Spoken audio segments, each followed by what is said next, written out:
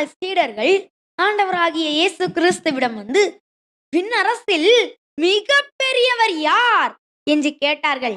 அதற்கு இயேசு கூறியதை கேளுங்க. நீங்க மனம் மாறி சிறு பிள்ளையைப் போலாகாவிட்டால் விண்ணரசுக்குள் நுழைய மாட்டீர்கள் என உறுதியாக உங்களுக்கு சொல்கிறேன் என்றார்.